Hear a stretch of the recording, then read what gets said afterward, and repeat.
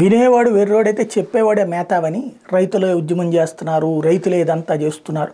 అక్కడ కనబడుతోంది టూత్పేస్టులు మొహానికి రాసుకుని, కారప్పొడులు చేతిలో పెట్టుకుని, మాస్కులు ధరించి, బుల్డోజర్లు పట్టుకుని రైతు ఎక్కడన్నా రావడం చూసాం ప్రపంచంలో?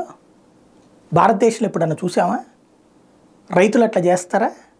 రైతు తన పంట చూసుకుంటాడు, తనకు సంబంధించి గిట్టుబాటు ధర రానప్పుడు ధర్నా చేస్తాడు. ఇట్లాంటివి చూసాం. కానీ తలకాయలు పగల కొడతాం, బుల్డోజర్లతో రోడ్డులో చేసేస్తాం, నెలల తరబడి రోడ్ల మీద కార్యకలాపాలు మానిపించేస్తాం. ఇది ఎవడు చేస్తాడు?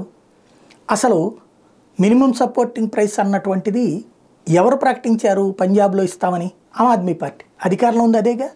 మరి దాని మీదకి వెళ్ళాలి కదా దాడికి. కనబడ్డ ఆపోడిని అలా చావు చెతకు కొట్టాలిగా. ఎట్లా నాటకాలు ఆడారా? మీరే కదరా గెలిచింది, మీరెళ్ళి మళ్ళీ కేంద్రాన్ని అడగమంటారేంటి? మీరు ఇస్తామన్నారా, కేంద్రం ఇస్తారని చెప్పిందా? కేంద్రం చెప్పలేదే, అందుకే కదా బీజేపీని ఓడించారు. అక్కడ చెప్పింది ఆమ్ ఆద్మీ పార్టీ అయితే మరి ఢిల్లీ మీదకి వెళ్ళడం ఏంటి?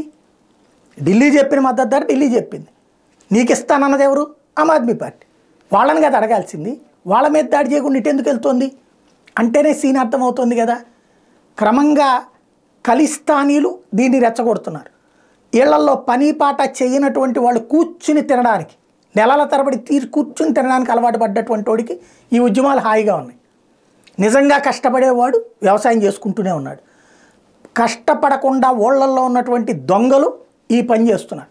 వీళ్ళకి పోషిస్తున్నది కాంగ్రెస్ పార్టీ, ఆమ్ ఆద్మీ పార్టీ. వీళ్ళకి ఫండింగ్ చేస్తుంది సోరోస్. ఈ దరిద్రం భారతదేశానికి, ఈ కుట్రల దరిద్రం ఇంకెంతకాలమో తెలియదు.